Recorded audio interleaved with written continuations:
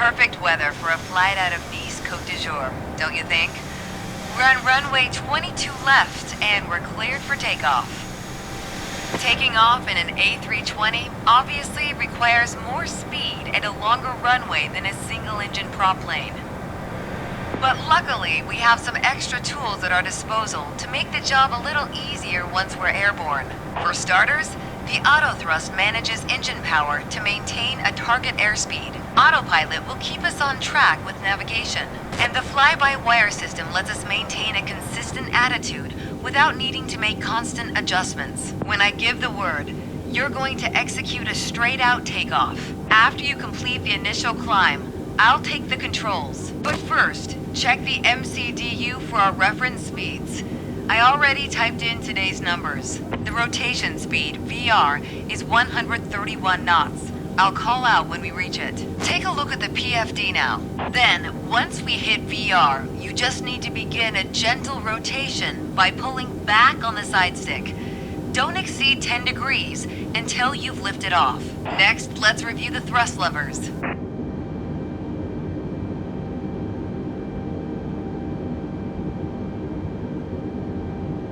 We need to be aware of 3 different detents. Use the climb detent labeled CL on your throttle to automatically manage the thrust for the remainder of the flight. Toga to take off at full power on short runways or when performing a go-around. And for today, FLX MCT for a reduced thrust takeoff. We reduce thrust at takeoff to preserve our engine life and save fuel. Now let's monitor the engine parameters. As you can see on the engine warning and system display, I applied the parking brakes earlier.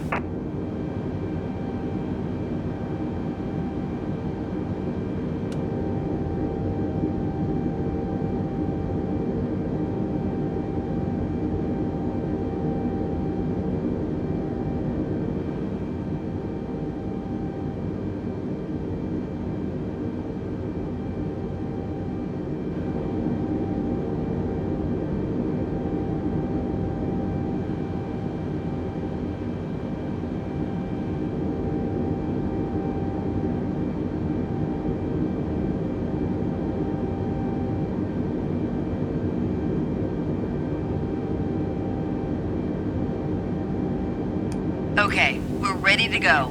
Apply half forward side stick. Then move both thrust levers gently forward to 50% and 1.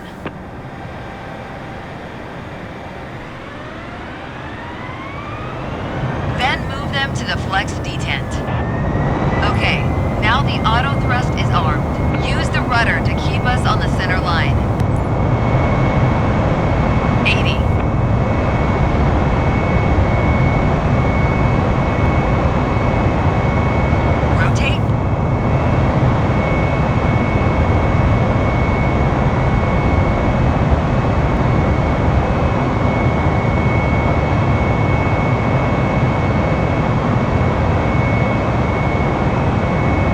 Positive climb, gear up. Engage autopilot.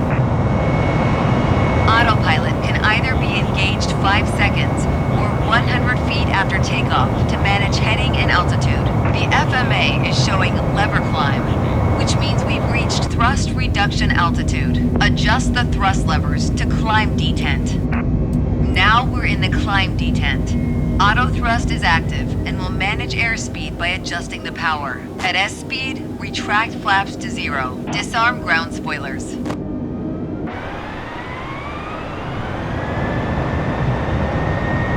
That was excellent.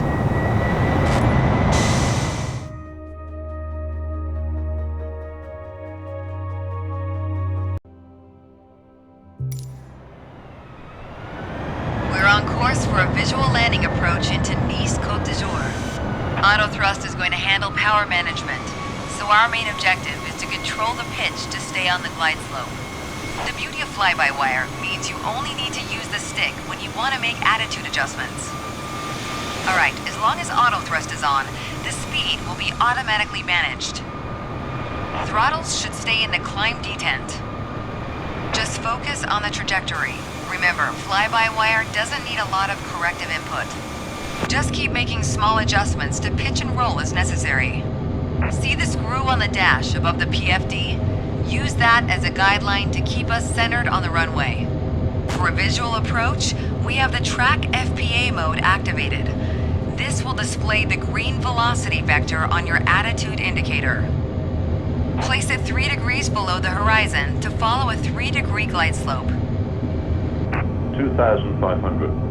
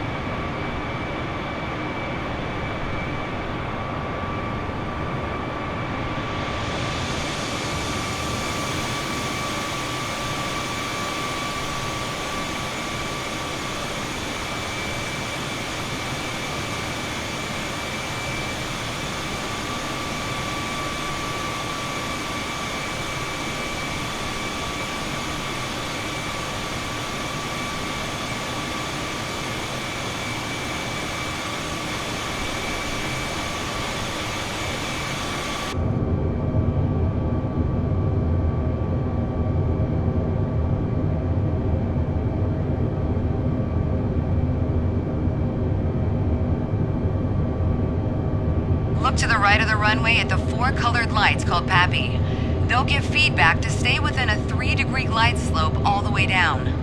If the PAPI shows 2 white lights and 2 reds, then we're on target. 4 white lights means we're too high. 4 red means we're too low.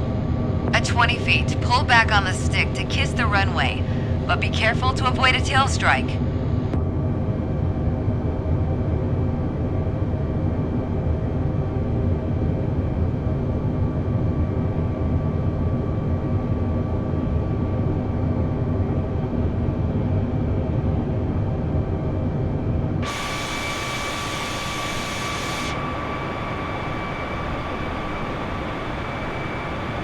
One thousand.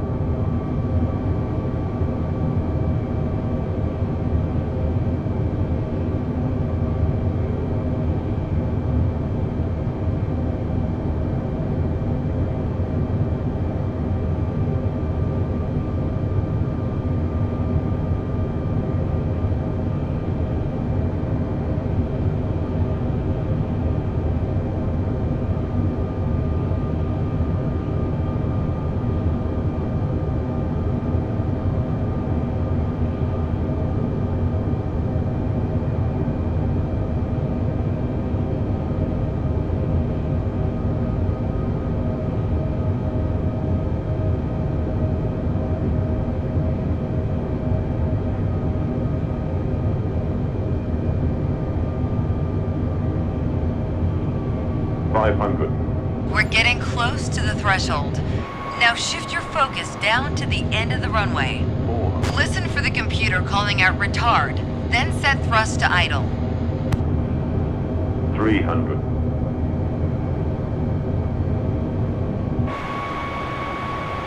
200.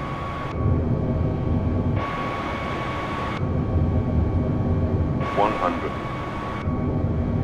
60, 50, 40, 30. Time to 20. flare. Retard.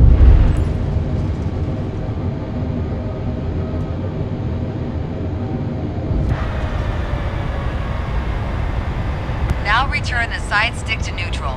Spoilers and auto brakes are activated.